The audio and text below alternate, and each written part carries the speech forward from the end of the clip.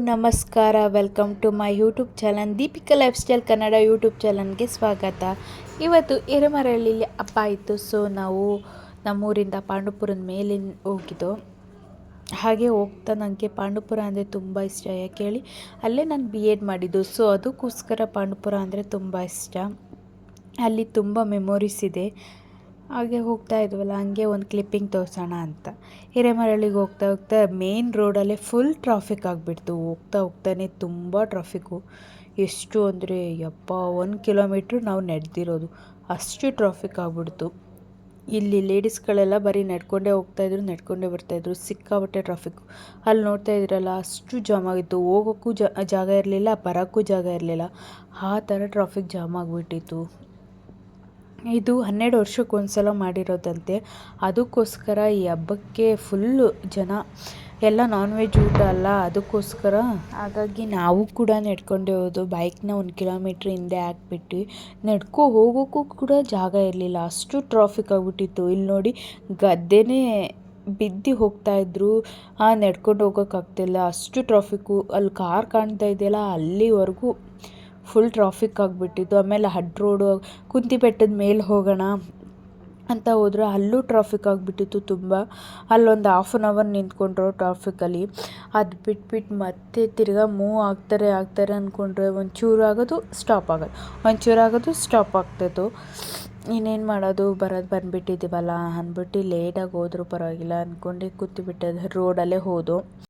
ತುಂಬ ವರ್ಷಗಳೇ ಆಗಿಬಿಟ್ಟು ಈ ರೋಡ್ ಬಂದು ನಾವು ಯಾವಾಗ BEdಲ್ಲಿ ನಮಗೆ TP ಟೈಮಲ್ಲಿ ಬಂದಿದ್ದು ಕುಂತಿ ಬೆಟ್ಟಕ್ಕೆ. ಅಂದರೆ ಈ ರೋಡ್ಗೆ ಬಂದೇ ಇಲ್ಲ, ಇದೆ ಫಸ್ಟ್ ಟೈಮ್ ನಾವು ಈ ಥರ ಹೋಗ್ತಾ ಇರೋದು.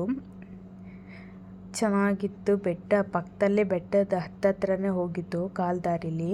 ತುಂಬ ಚೆನ್ನಾಗಿತ್ತು ವ್ಯೂವ್ಸ್ ಎಲ್ಲ. ಹಾಗೆ ಟ್ರಾಫಿಕ್ಕು ಕೂಡ ಆಗಿತ್ತು. ಕಾರು ಮತ್ತು ಆಟೋಗಳೆಲ್ಲ ಬಂದರೆ ಸ್ವಲ್ಪ ಸ್ಟಾಪ್ ಆಗಿ ಮತ್ತೆ ಹೊರಡ್ತಿದ್ದೋ. ಅದ ನಂತರ ಕುಂತಿ ಬೆಟ್ಟ ಹತ್ರ ಟೆಂಪಲ್ಲು ಮತ್ತು ನದಿದು ಕೊಳ ಇತ್ತು. ನಾವು BEd ಓದ್ಬೇಕಾದ್ರೆ ಇಲ್ಲೇ ಹಾಕಿದ್ದು ನಮಗೆ. ಕುಂತಿ ಬೆಟ್ಟ ಸ್ಕೂಲ್ಗೆ ಹಾಕಿದ್ರು, TPಗೆ 1 ವೀಕು. ಸೊ ಹಂಗಾಗಿ ಇಲ್ಲಿ ಕುಂತಿ ಬೆಟ್ಟ ಗೊತ್ತಾಗಿದ್ದು ನಮಗೆ. ಬೆಟ್ಟನೂ ತುಂಬ ಚೆನ್ನಾಗಿದೆ, ಬಟ್ ನಾವು 1 ಟೈಮ್ ಹತ್ತಿದ್ದೀವಿ ಅಷ್ಟೇ. TP ಹಾಕಿದಾಗ ತುಂಬ ಚೆನ್ನಾಗಿದೆ. ಇಲ್ಲಿ ಸ್ಕೂಲು ಕೂಡ ತುಂಬ ಚೆನ್ನಾಗಿದೆ, ಪ್ರಶಾಂತವಾದ ಜಾಗದಲ್ಲಿ. ಮಕ್ಕಳು ಕೂಡ ಹೋದರೆ ಒಳ್ಳೆ ವಿದ್ಯೆ ಕಲಿಬೋದು ಅಂತ ಇಲ್ಲಿ ಕುಂತಿ ಬೆಟ್ಟದಲ್ಲಿ ಮಾಡಿದ್ದಾರೆ. ಅಂದರೆ ಯಾವುದೇ ಟ್ರಾಫಿಕ್ಕು, ಯಾವುದೇ ಗದ್ದಲ ಏನೂ ಇರಲ್ಲ. ಸೊ ಅದಕ್ಕೋಸ್ಕರ ಇಲ್ಲಿ ಪ್ರಶಾಂತವಾದ ಜಾಗದಲ್ಲಿ ಮಾಡೋರೆ ಅನಿಸುತ್ತೆ. ತುಂಬ ಚೆನ್ನಾಗಿತ್ತು ವ್ಯೂವ್ಸು ಎಲ್ಲ. ಹಾಗೋ ಹೀಗೋ ಮಾಡಿ ಟ್ರಾಫಿಕ್ಕಿಂದ ಬಂದ ನಂತರ ಪಾಂಡುಪುರ ಹತ್ರ ಬಂದೋ ನಾವು. ಬನ್ನಾರಮ್ಮ ದೇವಸ್ಥಾನ ಅಂತ ಹಿರೇಮರಳ್ಳಿಲಿ ಹಬ್ಬ ಇದ್ದಿದ್ದು. 30ರಿಂದ 50 ಮನೆಗಳು ಆಗಲೇ ಮಾಡಿಬಿಟ್ಟಿದ್ರಂತೆ 1 ವೀಕ್ ಹಿಂದೆಯೇ. ಸೊ ಅದಕ್ಕಾಗಿ ಅಷ್ಟೊಂದು ಜನ ಇರಲಿಲ್ಲ, ಬಟ್ ಸ್ವಲ್ಪ ಇದ್ದರು. ಆನಂತರ ಮೆಹಂದಿ ಇತ್ತು, ಸ್ವಲ್ಪ ಸಿಂಪಲಾಗೇ ಕೇಳಿದ್ರು ಇವರು. ಅವ್ರು ಯಾವ ಡಿಸೈನ್ ತೋರಿಸಿರೋ ಅದನ್ನೇ ಹಾಕ್ಕೊಡ್ತಾ ಇದ್ದೆ. ಅವ್ರಿಗಂತೂ ಸಖತ್ ಇಷ್ಟ ಆಗಿತ್ತು ಮೆಹಂದಿ. ಆ್ಯಂಡ್ ನಿಮಗೂ ಏನಾದರೂ ಬೇಕಾದರೆ ಮೆಹಂದಿ ಕಾಂಟ್ಯಾಕ್ಟ್ ಮೀ. ಬೇಸಿಕ್ಕಿಂದ ಹಿಡಿದು ಅರಬಿಕ್ವರೆಗೂ, ಅಡ್ವಾನ್ಸ್ವರೆಗೂ, ರಾಜಾರಾಣಿ ಮೆಹಂದಿ, ಪ್ರತಿಯೊಂದು ಯಾವ ಡಿಸೈನ್ ತೋರಿಸ್ತೀರೋ ಆ ಡಿಸೈನ್ ಹಾಕ್ಕೊಡ್ತೀವಿ. ಕಾಂಟ್ಯಾಕ್ಟ್ ಮಾಡಿ ನನ್ನ. ಏನಾದರೂ ಹೇಗಿದೆ ಮೆಹಂದಿ ಅಂತ ಕಮೆಂಟ್ಸ್ ಮಾಡಿ. ಒಮ್ಮೆ ಈ ಥರ ಕೈಮಾ ಮಾಡಿ ನೋಡಿ. ಮನೇಲಿ ಕೈಮಾ ಉಂಡೆ ಏನಾದರೂ ಹೊಡಿತಿದ್ರೆ ಯಾವುದೇ ಕಾರಣಕ್ಕೂ ಹೊಡಿಯೋದಿಲ್ಲ. ಮೊದಲಿಗೆ ಏನೇನು ಬೇಕು ಅಂದರೆ 1 ಬೌಲ್ ಕಾಯಿ ತೊಗೊಂಡಿದ್ದೀನಿ, ಕಾಯಿ ತುರಿ. ಆನಂತರ ಕಡಲೆ, ಸ್ಮಾಲ್ ಬೌಲಲ್ಲಿ ಕಡಲೆ ತೊಗೊಂಡಿದ್ದೀನಿ. ಕೊತ್ತಂಬರಿ ಸೊಪ್ಪು, ಈರುಳ್ಳಿ, ಬೆಳ್ಳುಳ್ಳಿ, ಶುಂಠಿ, ಮಾಂಸ ಸಾಂಬಾರು ಪೌಡರ್ ಸ್ವಲ್ಪ ತೊಗೊಂಡಿದ್ದೀನಿ. ಇದು ಫಸ್ಟು ಮಸಾಲೆ ಆಡಿಸ್ಕೊಳ್ಳೋಕ್ಕೋಸ್ಕರ ತೊಗೊಂಡಿರೋದು ಕೈಮಾದು. ಮೊದಲಿಗೆ ಜಾರ್ಗೆ ಕಾಯಿ ತುರಿ, 1 ಬೌಲ್ ಕಾಯಿ ತುರಿ ತೊಗೊಂಡ್ವಲ್ಲ ಅದು, ಆನಂತರ ಕಡಲೆ, ಆನಂತರ ಕೊತ್ತಂಬರಿ ಸೊಪ್ಪು, ಆನಂತರ 1 ಈರುಳ್ಳಿ ತೊಗೊಂಡಿದ್ದೀವಿ, ಸ್ಮಾಲ್ ಈರುಳ್ಳಿ ತೊಗೊಂಡಿರೋದು, ಆನಂತರ ಬೆಳ್ಳುಳ್ಳಿ, ಆನಂತರ ಶುಂಠಿ, ಆಮೇಲೆ ಮಾಂಸ ಸಾಂಬಾರು ಹಾಕ್ಕೊಂಡು ರುಬ್ಕೋಬೇಕು. ಫಸ್ಟು ವಾಟರ್ ಆ್ಯಡ್ ಮಾಡಿ. ಚಕ್ಕೆ ಲವಂಗ ಆಪ್ಷನಲ್ಲು, ಬೇಕಾದ್ರೆ ಹಾಕೋಬೋದು, ಇಲ್ಲಾಂದ್ರೆ ಇಲ್ಲ. ಬಟ್ ಫ್ಲೇವರ್ ಚೆನ್ನಾಗಿರುತ್ತೆ ಅಂತ ಹಾಕ್ಕೊಂಡು ಆಮೇಲೆ ನೀರು ಆ್ಯಡ್ ಮಾಡ್ಕೊಂಡು ನೋಡಿ ಈ ಥರ ರುಬ್ಕೋಬೇಕು. ಸ್ವಲ್ಪ ತರಿ ಇದ್ದರೆ ಇನ್ನೊಂದು ಸಲ ಬೇಕಾದ್ರೆ ರುಬ್ಕೋಬೋದು. ಬೇಕಾದ್ರೆ ಇದು ಸ್ವಲ್ಪ ಸ್ಮೂತಾಗಿದೆ, ಸೊ ಹಂಗಾಗಿ.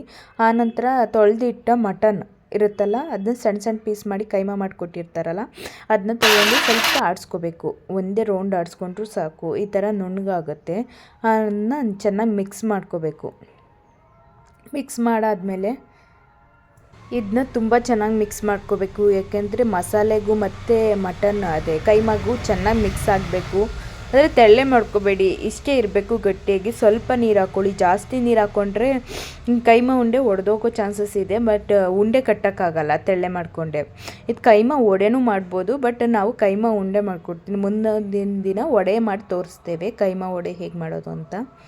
ಈಗ ಉಂಡೆ ಮಾಡಿ ತೋರಿಸ್ತೀವಿ. ಈ ಥರ ಮಿಕ್ಸ್ ಮಾಡಿ ಇಡಬೇಕು ಲಾಸ್ಟಲ್ಲಿ ಫೈನಲ್ ಹಿಂಗೆ. ಆನಂತರ ಸಾಂಬಾರು ಹೇಗೆ ಮಾಡೋದಂತ ನೋಡೋಣ. ಫಸ್ಟು ಒಂದು ಬೌಲ್ ಕೊಬ್ಬರಿ ಪುಡಿ ತೊಗೊಂಡಿದ್ದೀನಿ, ಟೊಮೊಟೊ, ಈರುಳ್ಳಿ, ಬೆಳ್ಳುಳ್ಳಿ, ಶುಂಠಿ, ಸಾಂಬಾರು ಪುಡಿ ಇದೆಲ್ಲ ತೊಗೊಂಡಿದ್ದೀನಿ.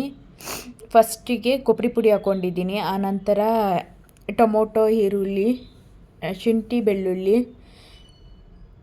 ಏನಕ್ಕೆ ಕೊಬ್ಬರಿ ಪುಡಿನೇ ಹಾಕ್ಕೋಬೇಕು ಅಂದರೆ ಅದು ಡಿಫ್ರೆಂಟ್ ಟೇಸ್ಟ್ ಕೊಡುತ್ತೆ, ಆಮೇಲೆ ಚೆನ್ನಾಗಿರುತ್ತೆ ಟೇಸ್ಟು. ಅದಕ್ಕೋಸ್ಕರ ಕೊಬ್ಬರಿ ಪುಡಿ ಹಾಕ್ಕೊಂಡು ಮಾಡ್ತಾಯಿದ್ದೀವಿ, ತುಂಬ ಚೆನ್ನಾಗಿರುತ್ತೆ ಟೇಸ್ಟು ಅಂತ. ಕೊತ್ತಂಬರಿ ಸೊಪ್ಪು ಎಲ್ಲನೂ ಹಾಕ್ಕೊಂಡು ಫಸ್ಟು ರುಬ್ಕೋಬೇಕು. ನುಣ್ಣಗೆ ರುಬ್ಬಲಿಲ್ಲ ಅಂದರೆ ಸ್ವಲ್ಪ ತರ್ತರಿಯಾಗಿ ರುಬ್ಕೋಬೇಕು, ಯಾಕೆಂದರೆ ಸಾಂಬಾರಿಗೆ ಅಲ್ವಾ, ಸೊ ಅದಕ್ಕೋಸ್ಕರ ಇದನ್ನ ಸ್ವಲ್ಪ ತರ್ತರಿಯಾಗಿ ರುಬ್ಕೊಬೇಕು. ಅದಕ್ಕೆ ಸ್ವಲ್ಪ ನೀರು ಆ್ಯಡ್ ಮಾಡ್ಕೋಬೇಕು, ಆನಂತರ ರುಬ್ಕೋಬೇಕು. ಈ ಥರ ತರ್ತರಿಯಾಗಿರಬೇಕು. ಆನಂತರ ಒಂದು ಪಾತ್ರೆ ಇಟ್ಬಿಟ್ಟು ಅದಕ್ಕೆ ಸ್ವಲ್ಪ ಎಣ್ಣೆ ಬಿಡಬೇಕು.